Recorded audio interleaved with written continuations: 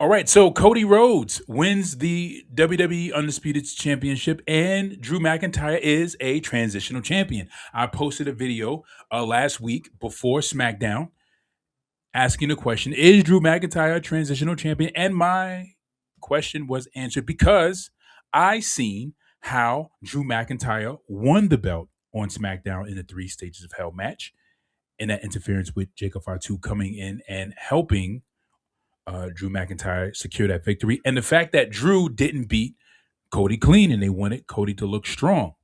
Now, in that whole mix up, I decided to post up the video. Is Drew a transitional champion? You guys can check it out on the page. And we see that WWE is going to have Cody versus Randy, as far as we know for right now, to be booked as the WrestleMania match. Fans don't like this decision. And on the WWE YouTube page, there is an overwhelming amount of dislikes and thumbs down, 160,000 to be exact, it may be higher, in regards to Cody recapturing the title. So it's so crazy because about 2 years ago, fans would show the same amount of dislike and displeasure in regards to having The Rock go up against Roman Reigns, as that was supposed to be the match booked for WrestleMania 41. And fans would go crazy on social media, and The Rock would call Cody supporters of the WWE Universe Cody crybabies because he would be forced to be pushed out of the main event. Well, not out of the main event, because he still was in the main event at the first night of WrestleMania 41, but he wouldn't be in the main event of WrestleMania facing Roman Reigns. But anyways, now fans are starting to revolt against Cody. And I said that in the video I did about Drew McIntyre being a transitional champion, that this will be something that could not work in Cody's favor, because fans feel like Drew has been slighted for years in regards to getting a championship reign, and that his reign as being the pandemic champion was uh you know not as good as it could have been had he had an audience. Now, Drew as champion has been very unpredictable, has given us something new, something different, something a little bit more exciting, but overall, fans have not necessarily been happy with the product. You know what I mean? So it's like, well, he lost the belt. So it's like, if you fans are still not happy with the product and he lost the belt, how are you guys still unhappy? Right? So, I mean, like, just go with the plans that, or WWE is going with the plans that they, I guess, initially probably had from jump, was to actually probably have Cody versus Randy Orton. Well, I want to talk about social media, and I want to talk about, Cody Rhodes winning the WWE's championship and what that means in regards to how fans are looking at it, and just, the story arc in regards to WrestleMania. And you guys, or some fans, don't seem to be too happy about it, but I'm going to approach things from a different perspective, a unique perspective that has not been looked at. I want to talk about it. You guys have been talking about it. So let's talk about it. Seeing the dream. Check it from the one. Charming, thanks, Cody. Seeing the dream. Shit. See him the dream, had a vision from day one. After a few conversations, the WTNT era officially had begun. Creating constant content so the brand don't lose its oozy. His knowledge for this business is like no other. He's the show off, and if you don't agree, let me tell you some brother. Next we have the wild card, and I say that loosely. The big bad booty daddy, but only if you're nasty. The best all around wrestling fan, if you ask me. He'll hit you with Steiner math while we're live. But we have to reel him in because he swerves when he drives. Last but not least, J. McMahon, the architect of all of them. So acknowledge him, the silent assassin, but challenge him if you dare. He'll instantly turn into your American nightmare. We say what we want? Because we're wild men, Mark Mero. And we're never scared, cero miedo. This undisputed kingdom is always on they shit, because there's no pod better than us, and you know it, yeet. Okay, so Cody Rhodes is now the WWE champion, and he won the belt back. And now Drew is now a transitional champion, and some fans are not happy with that. They felt like Drew should have went all the way to WrestleMania, and I guess fans are saying that they prefer to have Drew versus Randy Orton. Now, let's start from here. Randy Orton versus Drew McIntyre. I personally would prefer to see Randy Orton versus Cody Rhodes because they have a history. Now, some fans are feeling like with WrestleMania being thrown together, or they feel like WrestleMania is being thrown together, right? They had Roman Reigns come back, win the Royal Rumble. Now he's facing CM Punk. Oh, that was just like thrown together. And Liv Morgan versus Liv Akir. Oh, that's been thrown together. And now we have Randy Orton winning the Elimination Chamber, who was potentially about to go up against Drew, but now he's going up against Cody Rhodes, who just won the title from SmackDown. Now WrestleMania is just being thrown together on the fly. But the thing about it is it's like, guys, we've seen this kind of booking in the past all the time. We've seen this before in the past, right? When The Rock would beat The Undertaker and Kurt Angle in a triple threat match for the undisputed WWE Championship, he would lose the title a month later to Brock Lesnar at SummerSlam. Was that thrown together? We've seen The Rock win the WWE's championship against Kurt Angle at I believe it was No Mercy or Judgment Day or whatever pay-per-view it was, and then a month later at WrestleMania 17 lose the belt to Stone Cold Steve Austin. We've seen matches like this, or these moments or booking decisions happen like this before. What I think fans are missing is the fact that when you look at CM Punk versus Roman Reigns, even though some fans can claim it was thrown together, there's history there. There's a story there with Roman Reigns being a part of the Shield that was recruited by CM Punk to help him keep his title when he was on his 400 and something day title reign some years ago. CM Punk was the guy at the top. Now Roman Reigns is the guy at the top. CM Punk now being a champion, Roman Reigns comes back to win the Royal Rumble, and now he's going to fight up against CM Punk, who at last year's WrestleMania took his wise man away from him in that triple threat match that they had as a favor that was owed to CM Punk from Roman Reigns. And there's a history. There's the hate, there's the love, there's the hate, there's the, you started from here when I was here, and now I'm here, and now I'm here, and now we have our differences, and now we're going to face off against each other to squash and resolve this at WrestleMania. There's a story there, right? Then you have Randy Orton, Cody Rhodes, right? These guys were part of the same group, Legacy, where they were under Randy Orton. Randy Orton, who spent most of his career being at the top of the card. Cody Rhodes trying to reach to the top of the card. Cody Rhodes is finally there. Now these guys are going to face off in the ring as friends at WrestleMania. In my opinion, I think Randy's going to go over. I think he's going to go over. He's going to get that 15-time title win. Now, even looking at the fact that you have Cody, who faced John Cena last year at WrestleMania, now he's going up against Randy Orton. And Randy Orton and John Cena being part of that ruthless aggression era class.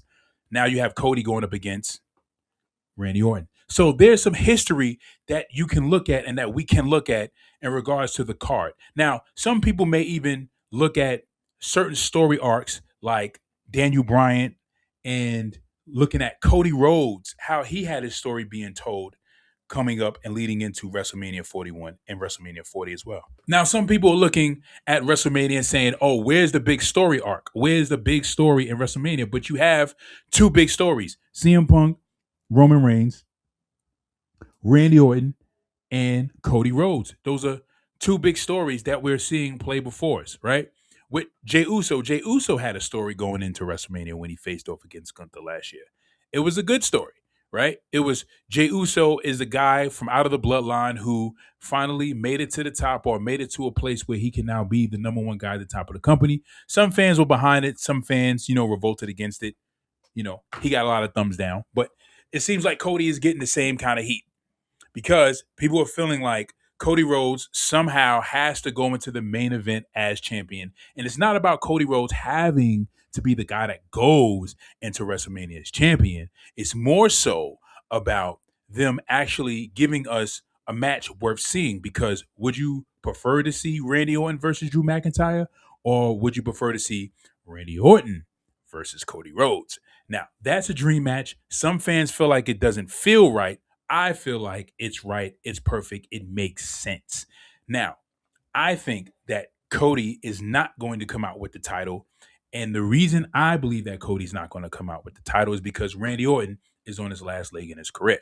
I feel like this is going to be Randy Orton's last run. Reason being is because if you watch how Randy has been wrestling in the last few years since he came back, or the last year, I should say, when he came back after having back surgery, he has not been as agile as he used to be, right? When he had his match against Gunther carried most of the load. When he had his match against Aleister Black, you can see in Randy's movement that Randy wasn't moving as much. Even at Elimination Chamber, he didn't spend as much time in the ring. He was the last guy to come out, and he didn't spend that much time into the ring before we hit the climax of that match. So I think Randy is going to be the person that's going to go over. He's going to be a world heavyweight champion. He's going to be a 15-time, and that's something that fans want to see. Fans don't want to see Cody come out as champion. They don't. And truthfully speaking, this is what I think. After Randy Orton wins, Randy Orton may not lose the title to Cody Rhodes. I think that they're going to choose somebody else to take the title off of Randy Orton when he loses the belt.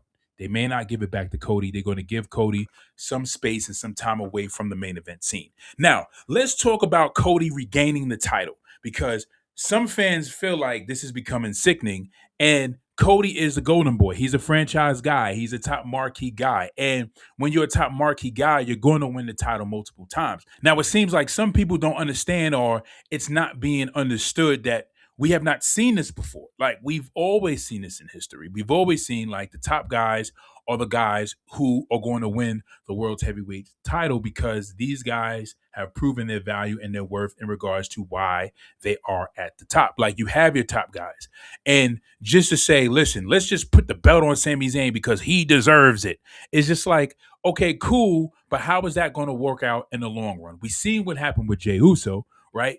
Fans felt like he deserved it. I felt like he deserved it. But because WWE was not willing to invest more time in Jey Uso having the world title, they felt like he was dropping the ball and he was not keeping up with the pace. They decided to take the belt off of him and give the belt back to Gunther so that Gunther could redeem his loss at WrestleMania.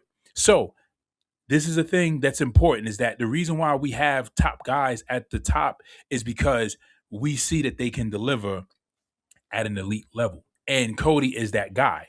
And we have to take that into consideration. And I feel like some fans don't take that into consideration. So we've seen it with Hogan. We've seen it with Austin. We've seen it with The Rock. We've seen it with Triple H. We've seen it with Kurt Angle. We've seen it with Edge being a 13-time world champion. We've seen it with multiple competitors, with guys who are top guys who just keep being pushed to the top. We've seen it with Daniel Bryan, you know? So because Cody Rhodes is the guy that they have put the company on his back and said, you know what, he's a guy who's going to go forward and be our marquee guy. And that's who Cody Rhodes is.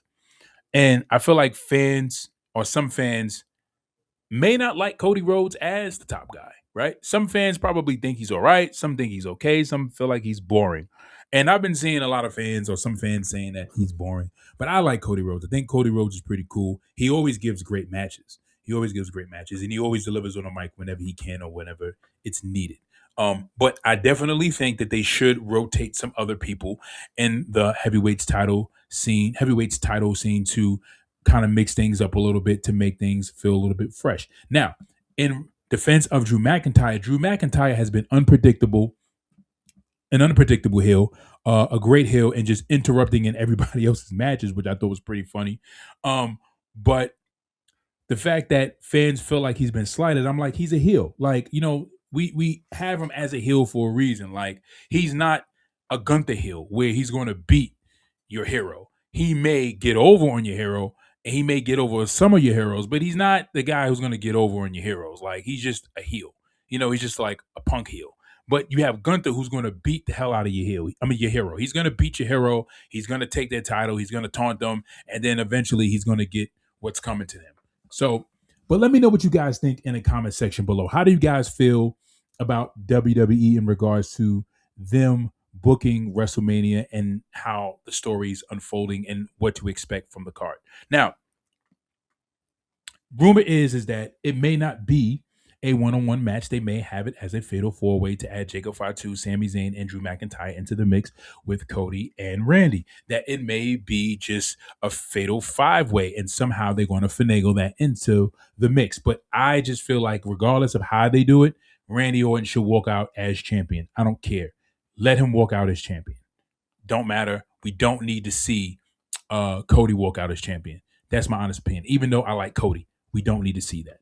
And fans are definitely going to boo if Cody walk out as champion. I don't think fans are going to boo, because even on SmackDown, fans weren't booing. Fans didn't hate the decision. Fans didn't disagree with it. And that's one of the things I wanted to talk about is social media and fans possibly derailing the booking. We see Jesse James, Road Dogg, he quit because some fans deemed him as being incompetent as a booker and blamed him and just seen Unreal and said, okay, you're responsible for SmackDown being not as entertaining as I thought it could be. And he quit. He decided to leave for whatever his reasons were. But I think that fan backlash could have potentially played a role in him wanting to leave in regards to booking. Now, here's the thing. Social media has helped, like with Cody and WrestleMania 41, and social media has damaged in regards to Jey Uso losing the title and fans getting him kicked out of Elimination Chamber. So sometimes it helps in WWE seeing where they made an error in regards to putting a person in a certain particular spot, but social media has not helped with LA Knight. And LA Knight botching at Elimination Chamber, fans, nobody went on social media and said, you know what? This is why WWE's not booking him, because this guy keeps botching. And LA Knight has botched a lot. He botched in his promos. He botched in the ring, like a lot. He's botched a lot over his career. But nobody went on a tirade and started, giving him the same heat that Jey Uso got when Jey Uso botched, 2 or 3 times. Like, LA Knight, as a matter of fact, botched way more than Jey Uso. If I'm not mistaken, he botched way more. There's like a compilation video you can see where LA Knight is just like botching all over the place. But anyway, nonetheless, social media seems to be a force that is derailing or changing the bookings in WWE. And I feel like WWE should lend an ear to social media, but not rely so much on it in some capacity. Because I've seen some fans give some suggestions for some matches. I was just like, dude, if you was a booker, you'll be fired. If I was the guy in charge, I would fire you.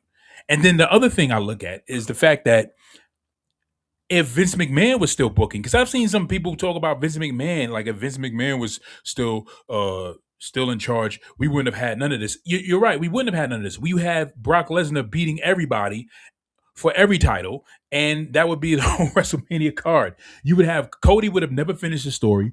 Gunther would have never broken the IC title history reign. We wouldn't have had Roman Reigns hold the title for as long as he did. So I honestly think that some fans are just delusional about Vince McMahon and just totally forget how terrible it was when Vince McMahon was booking matches before he left. It actually got better.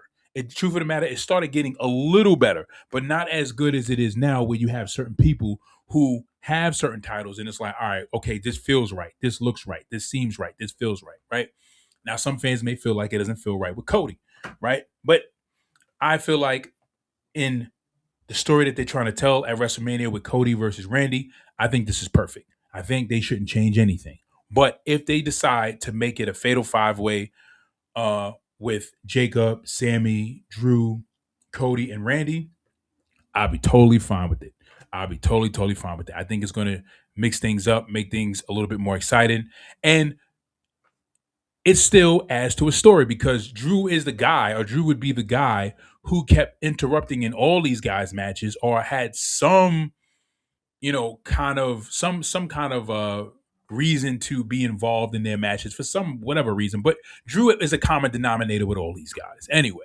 And some people or some fans are looking for WrestleMania to have a big story arc. And like WrestleMania has to have a big story arc. That's the reason why it's falling flat, because we don't have like a big story arc. We need a big story arc. And it's like only once in a while do we get big story arcs, like with Daniel Bryan, right? That was a major story arc. We had Kofi Kingston. That was a major story arc. We had Cody Rhodes. That was the last major story arc. There was certain like moments here and there where we had major story arcs, but even when John Cena won the title for the first time at WrestleMania, like that wasn't like a major story arc that led into John Cena winning the title. It was just like we wanted John Cena to beat JBL, who was this guy that held on to the belt for almost a year. That was it. That's the only like major story arc. But at that WrestleMania, we did have Batista versus Triple H, which was a major story arc. At certain WrestleManias we have not had major story arcs. Even looking at the WrestleMania going into the one that they had in St. Louis, where all the major champions kept their titles, where Brock Lesnar beat Roman Reigns, Charlotte beat Asuka, and AJ Styles beat Shinsuke Nakamura. When all three of those competitors, Roman Reigns, Asuka, and Shinsuke Nakamura, should have won. The title should have changed hands, but we didn't have any major story arcs there. Like what Roman versus Brock. Oh, Brock is finally going to lose to Roman at this WrestleMania, and fans felt like that's what was going to happen, and that's not what happened.